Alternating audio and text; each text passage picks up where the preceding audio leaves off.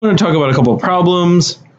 Just like in class, I would recommend you take a few minutes to work on these problems. There's 3 of them here. I'm going to talk about the solutions to them, but if you pause the video right now, it'll give you a chance to work on them and then see if you're able to figure them out.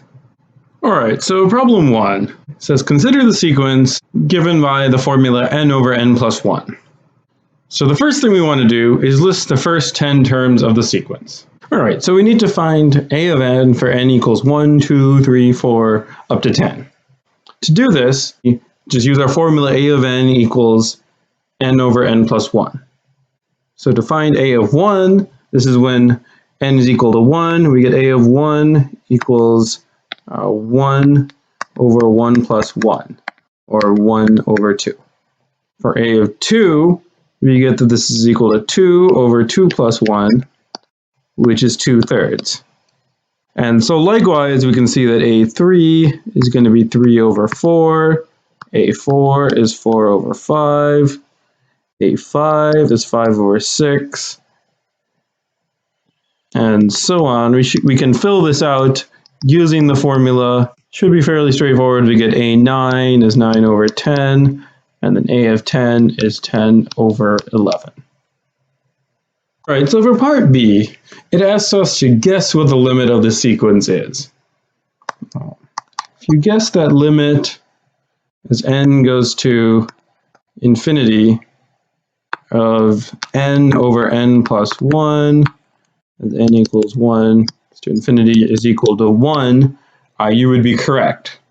The idea here is that as n gets bigger, n over n plus 1 gets closer and closer to 1. All right, so problem 2 is similar. Here our sequence is -1 to the n, starting at n equals 0 up to infinity. Part A, we need to list the first 10 terms of the sequence. All right, so once again, we use our formula -1 to the n. So for a of 0, we get that -1 to the 0 is equal to 1. And then a of 1, -1 to the 1 is equal to -1.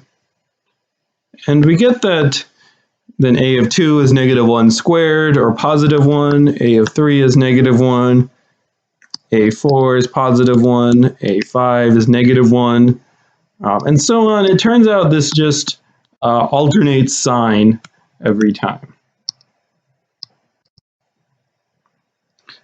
And so it turns out that for this sequence, all of the even terms are +1 and all of the odd terms are -1.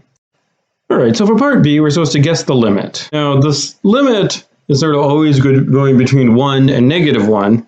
And so the two most natural numbers to think about here are 1 or -1. Now, if we're thinking about the limit as n goes to infinity, we want it to be getting closer to one of these numbers. Now, it turns out that this limit does not exist. And this is because as n goes to infinity, it doesn't actually get any closer to 1 or -1. They just sort of keep oscillating back and forth. All right, so for problem 3, we have this sequence, which is 1/2, 2/4, 3/8, 4/16, 5 over 32, 6 over 64, 7 over 128, and so on. And so for part A, you want to find a formula for this sequence.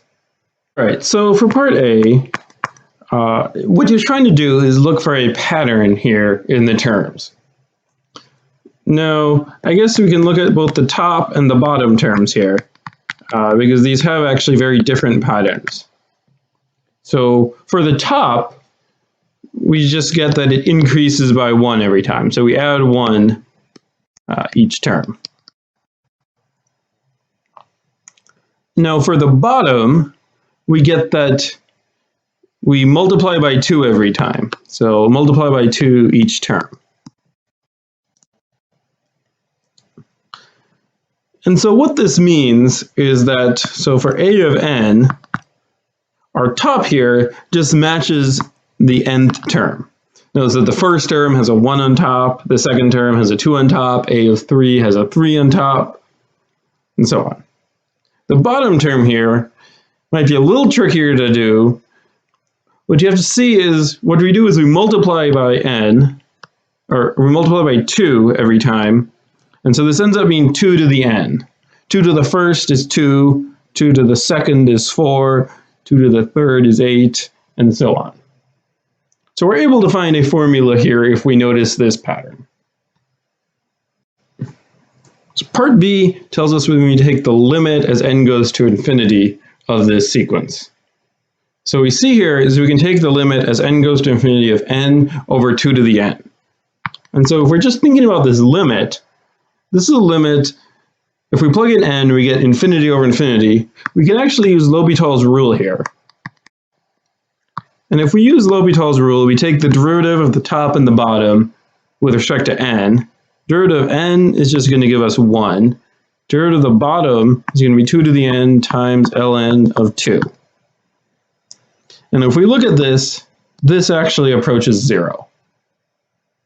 And so it turns out that this limit of this sequence is equal to 0.